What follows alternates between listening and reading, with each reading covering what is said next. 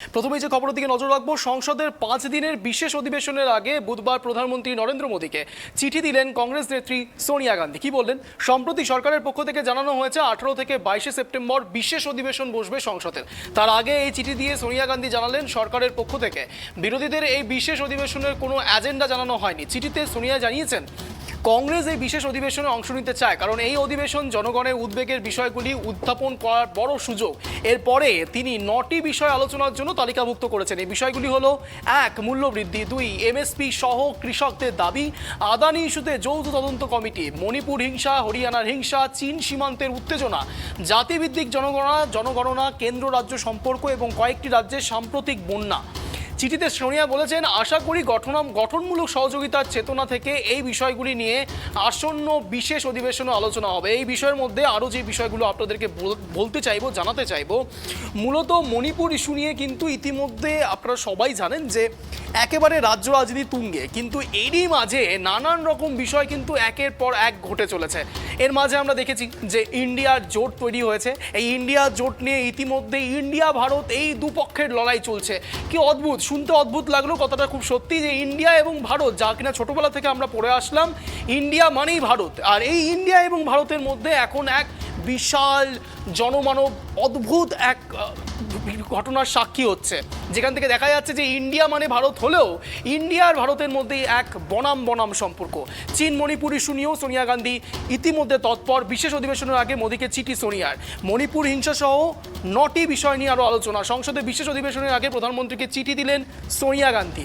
কি চিঠি দিলেন সেটা আপনাদেরকে ট্রাইব টিভির পর্দায় এক্সক্লুসিভলি সেই চিত্র আপনাদেরকে দেখাচ্ছি। গ্রাফিক্যাল প্লেটের পাশেই যে চিত্র আপনারা দেখতে পাচ্ছেন সেই চিঠি।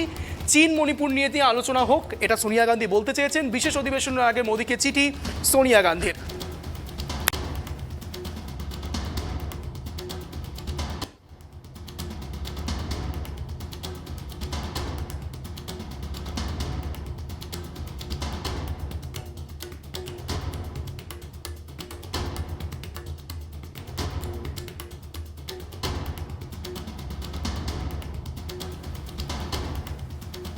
এই বিষয়ে জয়রাম রমেশ কি বলেছে সেটা শুনবো, কিন্তু যে বিষয়ের দিকে নজর আছে, সংসদে বিশেষ অধিবেশনের সময়তে এই বিশেষ অধিবেশনে চীন মণিপুর নিয়ে আলোচনার দাবি জানিয়েছে সোনিয়া গান্ধী।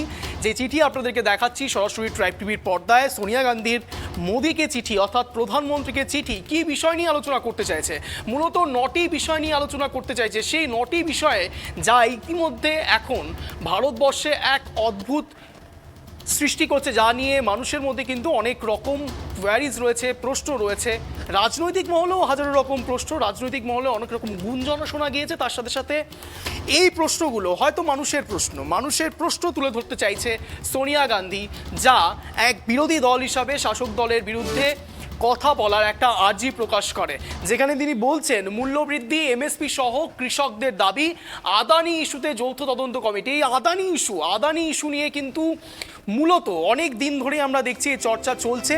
দেখা গিয়েছে রাহুল গান্ধী অনেকবারই সাংবাদিক বৈঠকে আদানি ইস্যু নিয়ে নানান রকমভাবে বিস্ফোরক মন্তব্য করেছে মোদী সরকারের বিরুদ্ধে, এবং কটাক্ষ করতেও দু পা পিছু হয়নি। সেখানেও আমরা দেখেছি যে আদানি ইস্যুতে যা কথা বলছিলেন এতদিন ধরে রাহুল গান্ধী মোদীর সম্পর্কে, মোদী আদানি এক অদ্ভুত সম্পর্ক, সেই সম্পর্ক নিয়েও কথা বলছিলেন রাহুল গান্ধী। কিন্তু ইতিমধ্যে সোনিয়া গান্ধী সরাসরি চিঠি লিখে ফেললেন, বললেন এই বিষয় নিয়ে কথা হোক।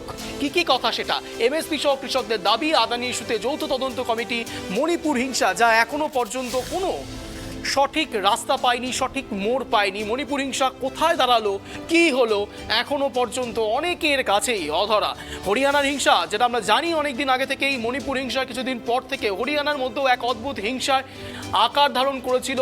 মণিপুর হিংসাতেও এক অদ্ভুত চিত্র আমরা দেখতে পেয়েছি প্রকাশ্যে। চীন সীমান্তের উত্তেজনা, এলএসি, চীন সীমান্তের উত্তেজনা সেখান থেকে দেখা যাচ্ছে। এলএসির বর্ডার নিয়েও কিন্তু নানা রকম কথা হয়েছে। জাতিভিত্তিক জনগণনা, কেন্দ্র রাজ্য সম্পর্ক এবং কয়েকটি রাজ্যের সাম্প্রতিক বন্যা। চিঠিতে সোনিয়া কি বলেছেন আশা করি গঠনমূলক সহযোগিতার চেতনা থেকে এই বিষয়গুলো নিয়ে আসন্ন বিশেষ অধিবেশনে আলোচনা হবে। মণিপুর হিংসা সহ 9টি বিষয় আলোচনা। এই বিষয়ে কি বলেছেন শোনাবো।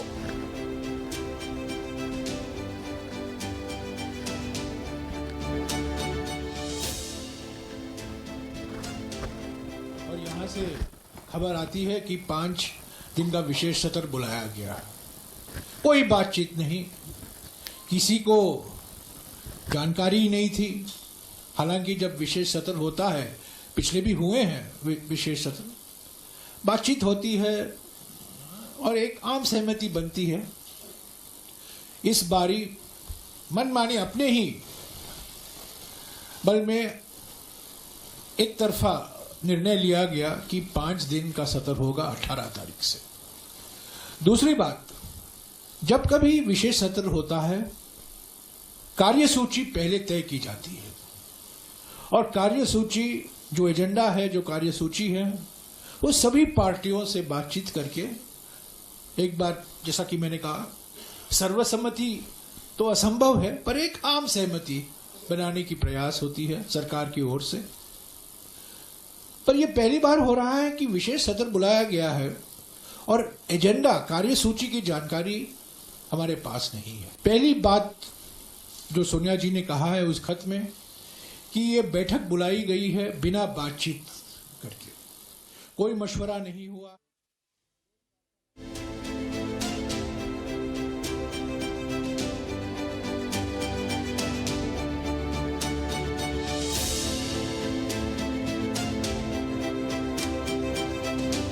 কি বললেন জয়রাম রমেশ? জানালেন আপনাদেরকে সেই চিত্রই দেখালাম। সাংবাদিক বৈঠক করে তিনি জানালেন সরাসরি বিশেষ অধিবেশনের আগে মোদিকে চিঠি সোনিয়া গান্ধী কি বলতে চাইছে, কি কি বিষয় নিয়ে কথা বলতে চাইছে, সেই সব বিষয় চিঠি আকারে তুলে ধরেছেন। মোদিকে লিখেছেন সেই চিঠি, সরাসরি সোনিয়া গান্ধী সেই চিঠি, নানান রকম বিষয় নিয়ে তিনি আলোচনা চাইছেন সংসদে অধিবেশনের আগে। বিশেষ অধিবেশনে সরকারের পক্ষ থেকে বিরোধীদের কোনো এজেন্ডা জানানো হয়নি, বিরোধীদের কি এজেন্ডা সেটা জানানো হয়নি। তাই মণিপুর হিংসা সহ 9টি বিষয়ে আলোচনার দাবি জানাচ্ছে বিরোধীরা। শাসক থাকলে বিরোধী থাকবে, শাসক বিরোধী তরজাও চলবে। এই বিরোধী তরজা এবং শাসক তরজার মধ্যে কি কি প্রশ্ন উঠে আসছে যা সত্যি মানুষের জন্য কোনো রকম এফেক্ট ফেলবে কিনা, মানুষের ওপর সত্যিই কোনো প্রভাব ফেলবে কিনা, সেই দিকেই নজর থাকবে। বিশেষ অধিবেশনে সরকারের পক্ষ থেকে বিরোধীদের কোনো এজেন্ডা জানানো হয়নি। চীন মণিপুর নিয়ে ইতিমধ্যে কথা বলতে চাইছে সোনিয়া গান্ধী। সরাসরি সেই চিঠি মোদী সরকারকে দেওয়া হয়েছে। সেই চিঠি আপনাদেরকে দেখাচ্ছি ট্রাইব টিভির পক্ষে। ট্রাইব টিভির পক্ষ থেকে যে চিঠি আপনাদেরকে দেখানো হচ্ছে, যে চিঠি গ্রাফিক্যাল আকারে উঠছে, সেই চিঠির মধ্যে কী কী বিষয়ে আলোচনা করতে চাইছে সোনিয়া গান্ধী সেটা স্পষ্ট লেখা রয়েছে। এই বিষয় নিয়ে একটু বিস্তারিত আলোচনা করব। এই মুহূর্তে নিউজ ডেস্ক থেকে সরাসরি আমাদের প্রতিনিধি গৌতম রয়েছে আমাদের সঙ্গে। গৌতম, যা জানতে চাইবো এই ইস্যু নিয়ে, যা এতদিন ধরে চলছে, নানান রকম ইস্যু চলছে, তার মধ্যে যেটা মূলত যে ইস্যু এখন আছে ইতিমধ্যে ইন্ডিয়া এবং ভারত তরজা। ইন্ডিয়া এবং ভারত তরজা, ইন্ডিয়ার মধ্যেই যেন ভারত। কিন্তু একটা অদ্ভুত বিষয় আমরা কিন্তু জানি যে what is the name of our country. আমরা জানি সেটা নাম আসলে প্রথমেই কিন্তু মাথায় রিকল হয় ইন্ডিয়া। ভারতটা সবাই জানে যে ইন্ডিয়া মানেই ভারত, কিন্তু এই ইন্ডিয়া ভারত তরজা, তার মধ্যে নানান রকম ইস্যু তৈরি হচ্ছে। এটা কি সত্যি একটা সভ্য সমাজের নিদর্শন? অঞ্জন, তোমাকে প্রথম যে বিষয়টা জানাবো সেটা হচ্ছে যে কোনো একটা সাধারণ সংগঠন হোক বা কোনো রাজ্য সরকারের হোক বা কোনো দেশের সরকারের হোক, যদি কোনো মিটিং ডাকা হয়, অর্থাৎ কোনো যদি অধিবেশন ডাকা হয়, সেক্ষেত্রে কিন্তু এমনকি আমি সাধারণ ক্লাব স্তরেও যদি কোনো মিটিং ডাকা হয়, সংগঠনের মিটিং ডাকা হয় বা অধিবেশন ডাকা হয়, তা অধিবেশনের কিন্তু মেন যেটা ব্যাপার সেটা হচ্ছে থাকে এজেন্ডা। কেননা আমরা দেখেছি যে বিষয় নিয়ে অধিবেশন ডাকা হবে, অধিবেশনের কি কি বিষয় নিয়ে আলোচনা হবে, সেই এজেন্ডার যে তালিকা সেটা আগে পেশ করা হয়। কিন্তু অত্যাশ্চর্যভাবে দেখা গেল যে আগামী 18ই সেপ্টেম্বর থেকে 22শে সেপ্টেম্বর পর্যন্ত কেন্দ্রের শাসক দল বিজেপি সরকার তারা একটা বিশেষ অধিবেশন ডেকেছে, কিন্তু তাতে কোনো এজেন্ডা নেই, অর্থাৎ বিরোধীদের কোনো এজেন্ডা জানানো হয়নি। অর্থাৎ এজেন্ডা করলেও তারা সেটা প্রকাশ করেনি, নিজেদের কাছেই রেখেছে। অর্থাৎ এখানে একটা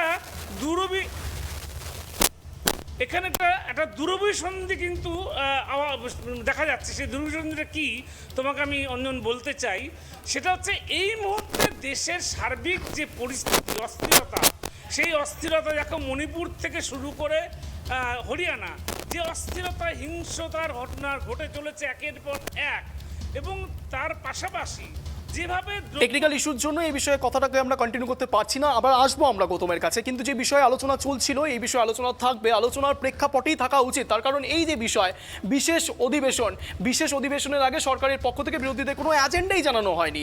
এরই মাঝে বিরোধীরা সরাসরি বলছে শাসকের ওপর তরজা চলছে, চীন মণিপুর নিয়ে আলোচনা হোক। ইতিমধ্যে সোনিয়া গান্ধী সরাসরি মোদীকে চিঠি লিখেছে। কি বিষয়ে? 9টি বিষয় নিয়ে আলোচনার তথ্য জানাচ্ছে। কি কি সেই 9টি বিষয়, সেই বিষয় নিয়ে আলোচনা চলছিল আমাদের। মূলত মূল্যবৃদ্ধি, এমএসপি সহ কৃষকদের দাবি, সেটা আরেকবার চর্চা করে নিই আমরা। আদানি ইস্যুতে যৌথ তদন্ত কমিটি, মণিপুর হিংসা, হরিয়ানার হিংসা, চীন সীমান্তে উত্তেজনা অর্থাৎ এলএসি অর্থাৎ লাইন অফ অ্যাকচুয়াল কন্ট্রোল, সেই বিষয় নিয়েও কিন্তু আলোচনা করতে চাইছে সোনিয়া গান্ধী। জাতিভিত্তিক জনগণনা, কেন্দ্র রাজ্য সম্পর্কে এবং কয়েকটি রাজ্যের সাম্প্রতিক বন্যা। চিঠিতে সোনিয়া গান্ধী আরও বলেছেন, আশা করি গঠনমূলক সহযোগিতার চেতনা থেকে এই বিষয়গুলি নিয়ে আসন্ন বিশেষ অধিবেশনে আলোচনা হবে। এই যে বিশেষ অধিবেশন, এটার পেছনে মূল উদ্দেশ্য কি, এটা জানার চেষ্টা করবো, বোঝার চেষ্টা করবো। এই মুহূর্তে আবার আমাদের সঙ্গে জুড়ে গেছে নিউজ ডেস্ক থেকে গৌতম, যেটা জানার কথা হচ্ছিল আমাদের মধ্যে, যে এই যে বিশেষ অধিবেশন নিয়ে হঠাৎ করে এক বিশেষ অধিবেশনের রণমা বেজে গেল, এই যে দামামা বাজছে, এটার উপর বেশ করে কি মানে নতুন তথ্য কি, ন্যারেটিভ কি, বিজেপির কি বোঝা যাচ্ছে? দেখো অঞ্জন, একেবারে পরিষ্কার একটা চিত্র। সেটা হচ্ছে যে এই যে হঠাৎ করেই বিশেষ অধিবেশন, অর্থাৎ 18ই সেপ্টেম্বর থেকে 22শে সেপ্টেম্বর পর্যন্ত বিশেষ অধিবেশন ডাকলো কেন্দ্রের বিজেপি সরকার। এর এক এবং অন্যতম কারণ যেটা খুঁজে পাওয়া যাচ্ছে সেটা হচ্ছে যে এই যে ইন্ডিয়া, অর্থাৎ ভারতবর্ষের যে নাম ইন্ডিয়া, সেই ইন্ডিয়া নাম পরিবর্তন করে ভারতবর্ষ করা, এই যে বিষয়টা নিয়ে কিন্তু মূলত সংসদে আলোচনা এবং সংসদে বিল আনার বিষয় নিয়ে কিন্তু বিজেপি এটাকে হাতিয়ার করতে চাইছে, এটা পরিষ্কার। এবং এই কারণেই কিন্তু বিজেপির সরকারের পক্ষ থেকে, কেন্দ্রের সরকারের বিজেপির পক্ষ থেকে, সরকারের পক্ষ থেকে কিন্তু কোনো রকম এজেন্ডা, অর্থাৎ যে কোনো একটা অধিবেশন, সে ছোট হোক বড় হোক বা যে কোনো অধিবেশন যদি হয় গোটা দেশের কোথাও, এমনকি ক্লাব কর্মকর্তারাও যদি কোনো অধিবেশন ডাকেন, সেক্ষেত্রে এজেন্ডাটা দেওয়া হয়, কেননা এজেন্ডা ভিত্তিকই আলোচনা হয়। সেই ক্ষেত্রে এখানে বিরোধীদের হাতে কোনো এজেন্ডা নেই। এবং শুধু তাই নয়, বিরোধীদের সাথে কোনো রকম আলোচনাই করেনি কোনো এজেন্ডা নিয়ে। এই বিষয়টা নিয়ে কিন্তু সরব হয়েছেন, বুঝতে পেরেছেন বিরোধী দল, বিশেষ করে সোনিয়া গান্ধী, কংগ্রেস নেত্রী, এবং তিনি সরাসরি প্রধানমন্ত্রীকে চিঠি লিখেছেন যে এই যে 5 দিন ব্যাপী যে বিশেষ অধিবেশন চলবে, সেই বিশেষ অধিবেশনে তার মতামত না, কংগ্রেস দলের পক্ষ থেকে শুধু নয়, বিরোধী দলের পক্ষ থেকে তার যে মতামত তিনি ব্যক্ত করেছেন, সেই মতামতটা আমরা যদি দেখতে পাই, সেটা কিন্তু সম্পূর্ণ একটা দেশাত্মবোধক মতামত। কেননা দেশে সাম্প্রতিককালে যে হিংসার বাতাবরণ চলছে, যে রাজনৈতিক সংঘর্ষের বাতাবরণ চলছে, যেভাবে একের পর এক মানুষ মারা যাচ্ছেন এবং জ্বলছে হিংসায়, মণিপুর জ্বলছে, তোমার হচ্ছে কি হরিয়ানা, এই যে জায়গাগুলো এখনো পর্যন্ত, দেখো মণিপুরের ঘটনা নিয়ে কিন্তু এখনো পর্যন্ত কেন্দ্রীয় সরকার তেমন কোনো পদক্ষেপ নেয়নি। হরিয়ানা এবং মণিপুরের সাধারণ মানুষ তারা সচেতন হয়ে কিছুটা নিয়ন্ত্রণে এনেছেন, কিন্তু কেন্দ্রীয় সরকারের কোনো ভূমিকাই নেই, তারা কোনো রকম পদক্ষেপই নেয়নি মণিপুর এবং হরিয়ানা বিষয়টা নিয়ে। এটা 1 নম্বর পয়েন্ট, যেটা নিয়ে সোনিয়া গান্ধী বিশেষ দৃষ্টি আকর্ষণ করেছেন যাতে এই বিষয়টি নিয়ে আলোচনা হয়।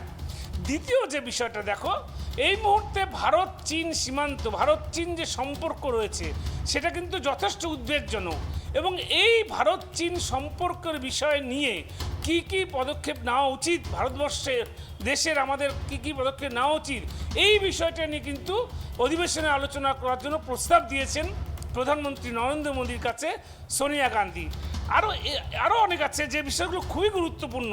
যেমন ধরো তোমাকে বলছি যে মূল্যবৃদ্ধি, তুমি জানো যে এই মুহূর্তে দেশের সবচেয়ে বড় সংকট হচ্ছে মূল্যবৃদ্ধি। কেননা দেশের মধ্যে যে সমস্ত নিত্য প্রয়োজনীয় সামগ্রী রয়েছে, সেই সমস্ত নিত্য প্রয়োজনীয় সামগ্রীর অগ্নিমূল্য, এবং এই অগ্নিমূল্যের অন্যতম কারণ হচ্ছে পেট্রোল ডিজেলের দাম মূল্যবৃদ্ধি।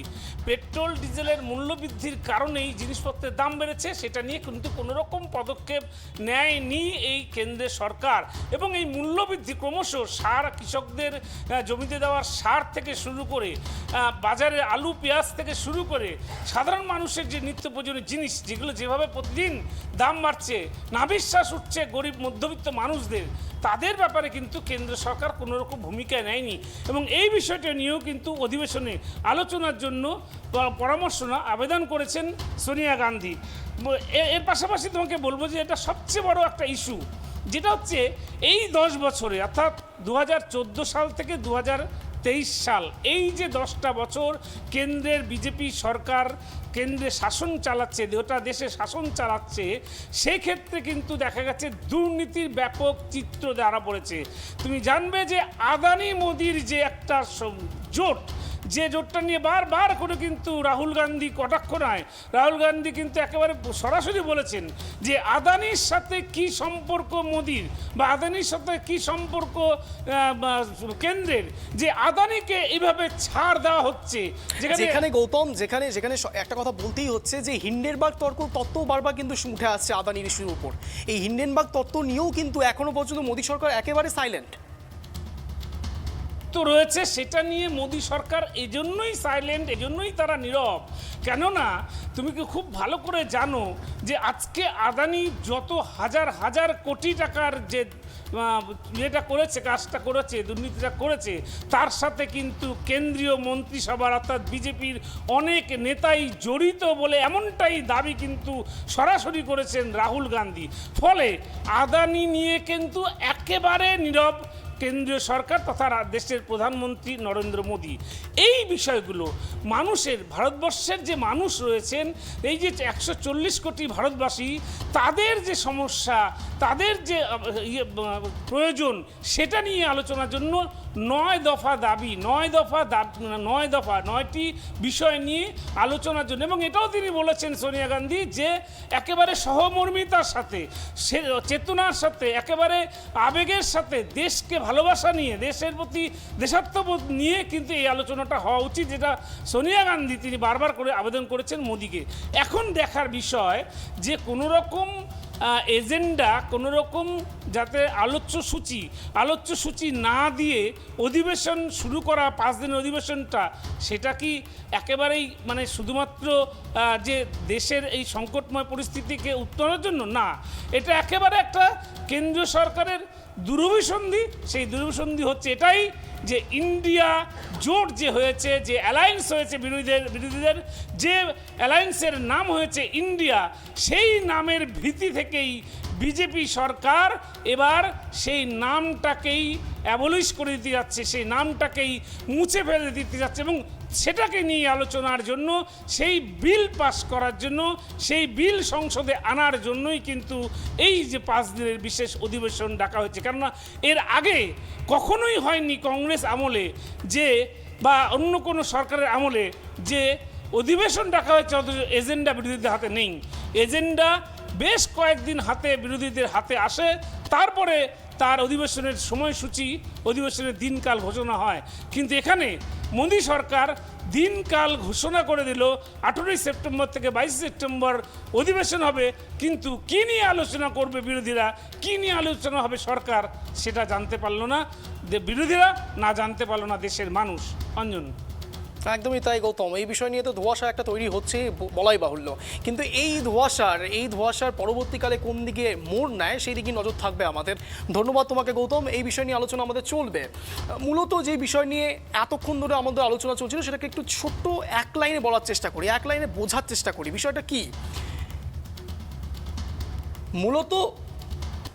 মূলত বিশেষ এই অধিবেশন সরকারের পক্ষ থেকে বিরোধীদের কোনো এজেন্ডা জানানো হয়নি। যে কোনো অধিবেশনের আগে একটা এজেন্ডার প্রয়োজন হয়, বিরোধীদের কোনো এজেন্ডা সেখানে রাখতে হয়। সেই এজেন্ডার ক্ষেত্রে বিরোধীদের কোনো এজেন্ডা নেই। এই এজেন্ডার মধ্যে যেহেতু এজেন্ডা নেই, তার মধ্যেও একটা তরজা একটা চলছে, ইন্ডিয়া এবং ভারতের তরজা, যেটা মূলত হওয়ার কথা নয়। এটা ভারতের ইতিহাসে সত্যি হয়তো প্রথমবার দেখা যাচ্ছে যে একটা নাম নিয়ে, যেটা কিনা প্রথম থেকে ছোটবেলা থেকে আমরা দেখে আসছি, ইন্ডিয়া মানে ভারত, ভারত মানেই ইন্ডিয়া। এবার এই ইন্ডিয়া ভারত তরজা নিয়েও শুরু হয়ে গেছে রাজনৈতিক তরজা। এই রাজনৈতিক তরজা সত্যি কতটা ফলপ্রসূ হয় সেই দিকেও তো নজর থাকাই সত্যিই দরকার। তার কারণ রাজনৈতিক মহল মূলত ইন্ডিয়া এবং ভারতের মধ্যে যেই পার্থক্য তৈরি করছে, সেটা কি সত্যিই শুধু রাজনৈতিক মহলের মধ্যেই সীমাবদ্ধ?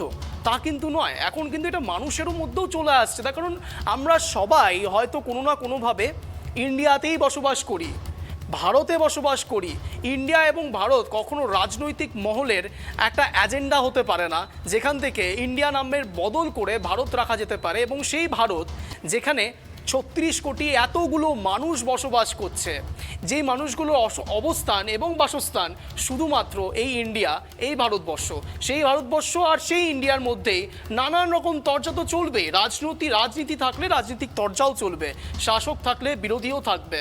তার কারণ আলো আর অন্ধকার দুটোই দুটোর পৃষ্ঠের একই কয়েনের দুটো পিঠ। আর যদি সেটা থাকে তাহলে সেখানে তর্কের খাতিরে অনেক কিছুই হতে পারে, কিন্তু সেই তর্কের খাতির কখনো এই পর্যায়ে এসে দাঁড়াতে পারে না যে একটা দেশের নামকে নিয়েও রাজনীতি চলতে পারে।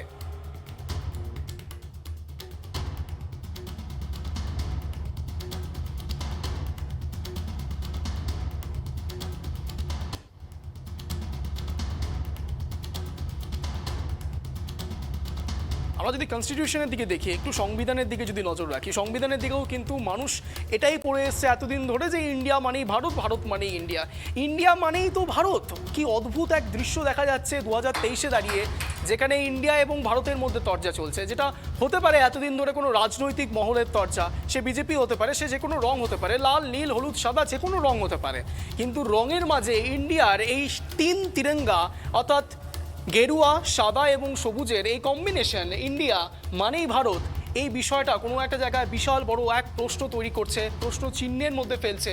সত্যি মানুষ কি ইন্ডিয়া এবং ভারতের এই বনাম সম্পর্ক চায়, নাকি রাজনৈতিক মহলের রাজনৈতিক ব্যক্তিত্বরা তাদের নিজস্ব ন্যারেটিভ তৈরি করার জন্য প্রতিনিয়ত ইন্ডিয়া এবং ভারতের মধ্যে সংঘর্ষ তৈরি করার চেষ্টা করছে? তার কারণ আমরা প্রত্যেকেই ইন্ডিয়াতেই বসবাস করি, ভারতেই বসবাস করি, কনস্টিটিউশনও এই কথাই বলছে।